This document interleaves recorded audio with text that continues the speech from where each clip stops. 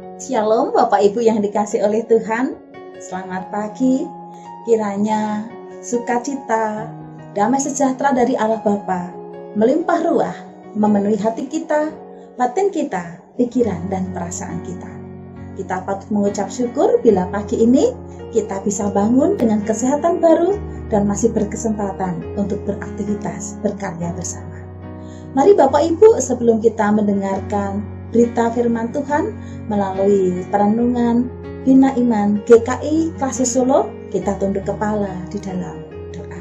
Mari kita berdoa. Kami mengucap syukur ya Tuhan, anugerah-Mu selalu baru setiap hari bagi kami. Bila pagi ini kami masih bisa membuka mata kami, menggerakkan tubuh kami masih bisa berkarya, melakukan rutinitas kegiatan sehari-hari. Semua hanya oleh karena anugerah-Mu.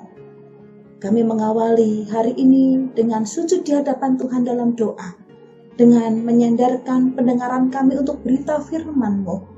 Kiranya langkah perjalanan kami sepanjang hari ini berdasarkan akan firman-Mu, selaras dengan maksud kehendak Tuhan. Terima kasih Tuhan.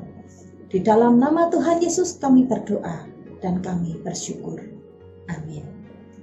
Bapak Ibu yang dikasih oleh Tuhan, renungan Bina Iman GKI Klase Solo pagi hari ini diambil dari kitab Ibrani pasal 6 ayat 13 sampai ayat 20. Ibrani pasal 6 ayat 13 sampai ayat 20. Begini bunyi firman Tuhan. Sebab ketika Allah memberikan janjinya kepada Abraham, ia bersumpah demi dirinya sendiri, karena tidak ada orang yang lebih tinggi daripadanya. Katanya, sesungguhnya aku akan memberkati engkau dengan berlimpah-limpah, dan akan membuat engkau sangat banyak. Abraham menanti dengan sabar, dan dengan demikian ia memperoleh apa yang dijanjikan kepadanya. Sebab manusia bersumpah demi orang yang lebih tinggi, dan sumpah itu menjadi suatu pengokohan baginya yang mengakhiri segala bantahan. Karena itu, untuk lebih meyakinkan mereka yang berhak menerima janji itu akan kepastian keputusannya, Allah telah mengikat dirinya dengan sumpah, supaya oleh dua kenyataan yang tidak berubah-ubah, tentang mana Allah tidak mungkin berdusta, kita yang mencari perlindungan beroleh dorongan yang kuat untuk menjangkau pengharapan yang terletak di depan kita. Pengharapan itu adalah sauh yang kuat dan aman bagi jiwa kita yang telah dilabuhkan sampai ke belakang tabir, di mana Yesus telah masuk sebagai perintis bagi kita. Ketika ia, menurut peraturan Melkisedek, menjadi imam besar sampai selama-lamanya. Amin. Demikianlah bacaan firman Tuhan. Berbahagia setiap kita yang mendengar firman Tuhan dan melakukannya dalam hidup sehari-hari. Amin. Bapak Ibu yang dikasih oleh Tuhan, pernahkah Bapak Ibu merasa teringkari janji yang diberikan oleh orang lain? Bagaimana perasaan Bapak Ibu ketika janji yang diucapkan orang lain ternyata tidak ditepati? Bisa jadi membuat Bapak Ibu marah, kecewa, atau mungkin malah membuat kita, dah cukup sekali ini saja. Aku dan dia membuat perjanjian. Untuk seterusnya, sorry, aku tidak mau berhubungan dengan dia. Itu menunjukkan bahwa Bapak Ibu dan saya sedang sakit hati, kecewa, ya karena apa?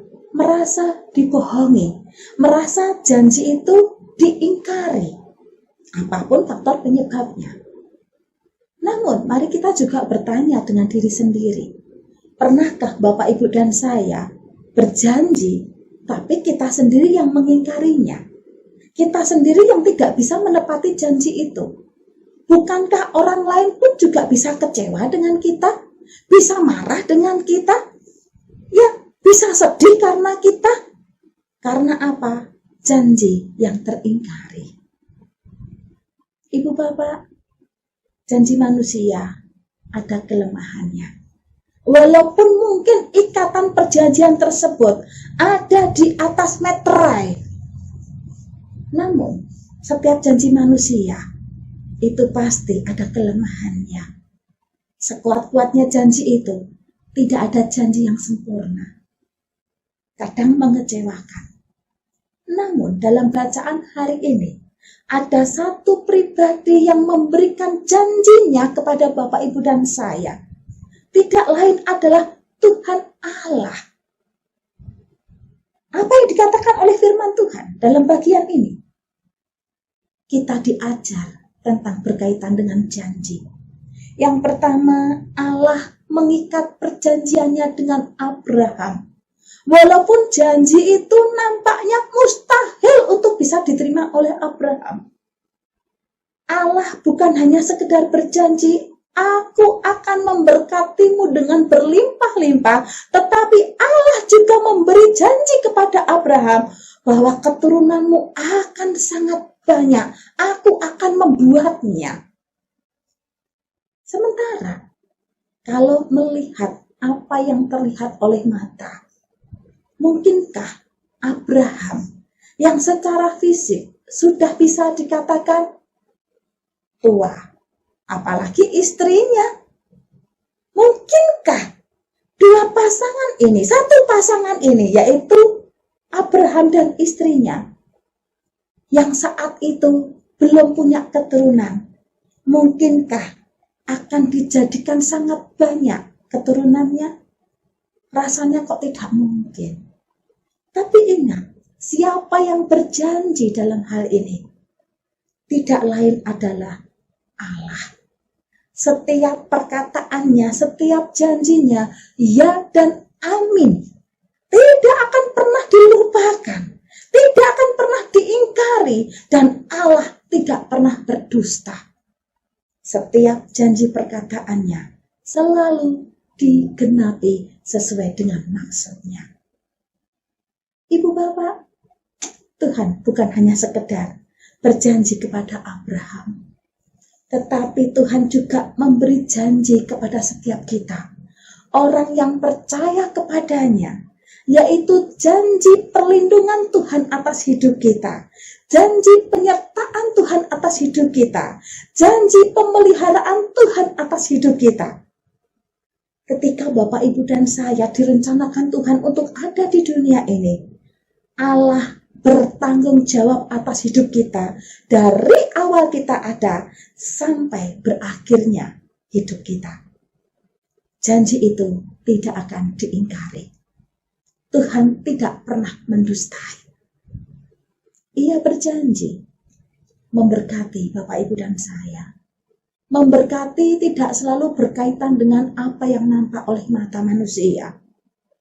Namun, berkat Tuhan kadang-kadang tidak nampak oleh mata manusia, yaitu penghiburannya di saat kita susah, kekuatannya di saat kita lemah, damai sejahteranya saat kita galau.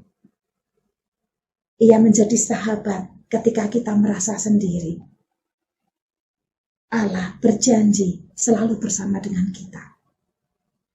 Adakah di antara Bapak Ibu yang merasa, mana janji Tuhan? Katanya dia menemaniku saat aku lemah. Ya, mungkin bagi Bapak Ibu yang sedang menderita kelemahan tubuh, mungkin bertanya-tanya, di manakah Allah?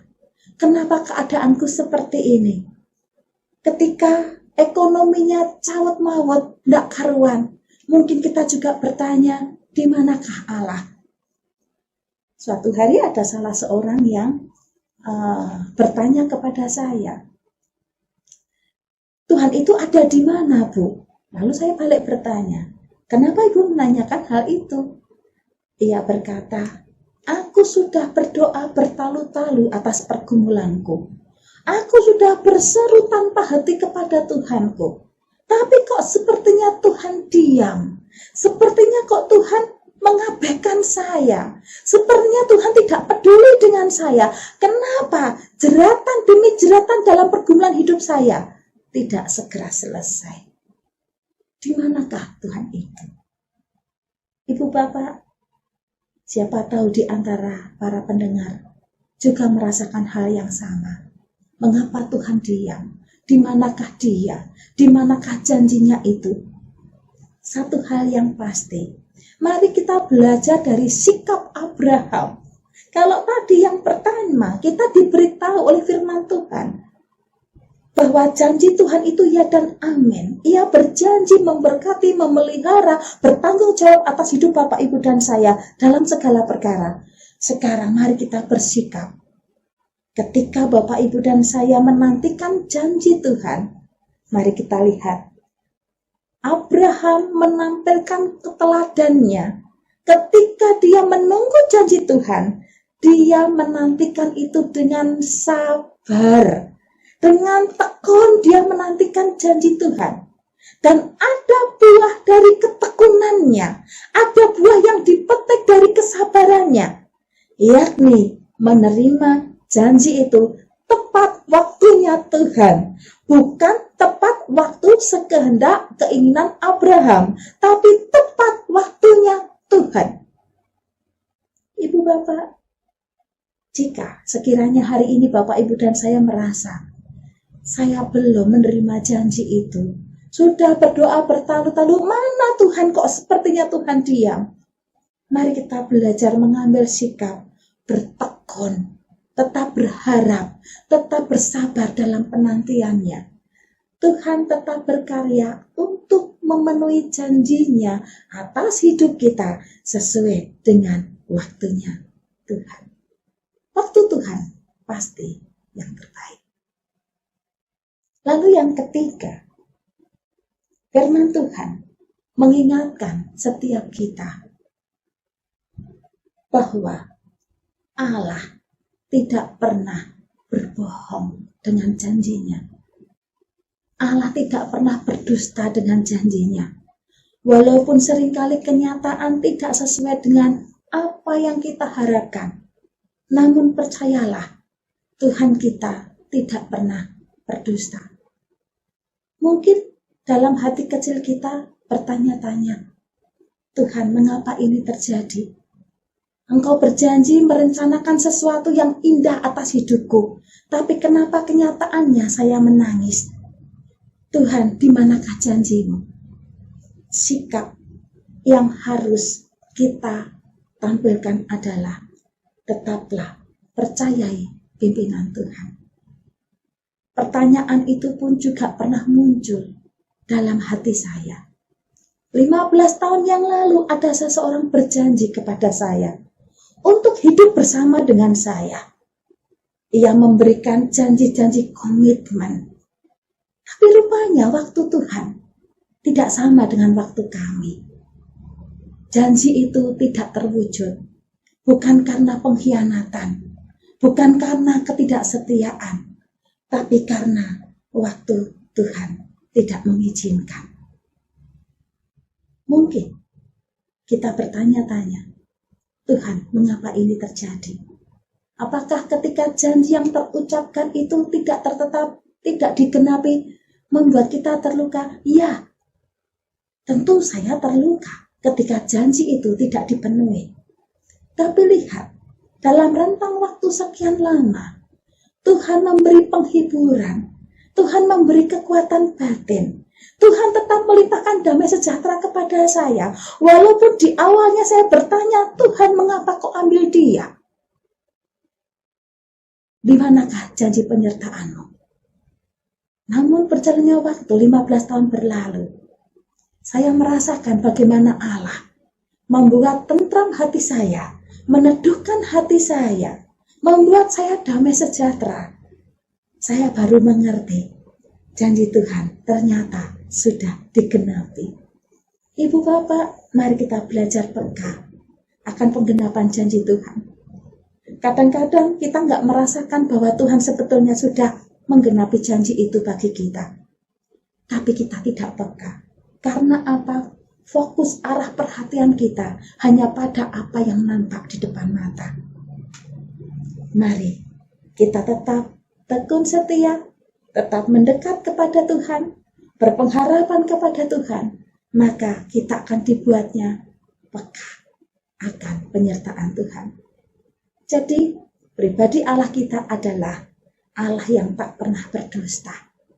Percayalah, Tuhan bertanggung jawab atas hidup Bapak, Ibu, dan saya dari awal sampai selesai. Janjinya sempurna dan tidak akan pernah diingkari olehnya. Tetap semangat, apapun yang terjadi.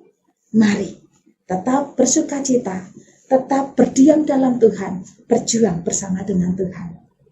Amin. Tuhan memberkati. Mari kita berdoa bersama-sama. Bapa di surga, kami bersyukur karena kami punya Allah yang setia dengan janjinya. Perkataan Tuhan ya dan amin, tidak akan pernah diingkari. Kami mau belajar memegang teguh janji firman-Mu ya Tuhan. Ampuni kami jikalau kami seringkali meragukan janji Tuhan. Ketika kenyataan hidup tak sesuai dengan apa yang kami harapkan. Namun sesungguhnya Allah telah memenuhi janji itu dengan setia mendampingi kami, menyertai kami, menguatkan kami. Tuhan, kami mau belajar juga menjadi pribadi-pribadi yang bukan hanya sekedar mengaku percaya kepada Tuhan, tapi kami juga mau belajar menjadi pribadi yang bisa dipercaya oleh Tuhan, menjadi pribadi yang bisa dipercaya oleh sesama kami. Ajar kami untuk selalu memegang teguh akan janji itu. Tuhan, kami berdoa bagi Bapak Ibu pendengar yang hari ini sedang dalam keadaan sakit. Kiranya tangan Tuhan menyentuh, menjamah, menguatkan, menghiburkan, memulihkan. Berikanlah sukacita yang selalu baru setiap hari. Dan kami juga berdoa bagi para pendengar yang saat ini mungkin bergumul dengan ekonomi yang berantakan. Kami mohon Tuhan sentuh, Tuhan jamah, Tuhan pulihkan, agar ekonomi yang berantakan dipulihkan kembali dalam nama Yesus. Kami juga berdoa bagi Bapak Ibu yang sedang dalam keadaan berduka cita, oleh karena kehilangan orang yang dicintai berpulang ke rumah Tuhan. Kuat dan hiburkanlah ya Allah. Terima kasih Tuhan. Kami serahkan seluruh para pendengar Renungan Bina Iman GKI Klasus Solo pagi hari ini. Kiranya semua dilimpahi oleh rahmat-Mu. Semuanya dilimpahi dengan damai sejahtera yang datangnya dari Tuhan. Kami berdoa, kami berseru, kami memohon hanya di dalam nama Tuhan Yesus Kristus. Haleluya. Amin. Tetap semangat, Tuhan memberkati.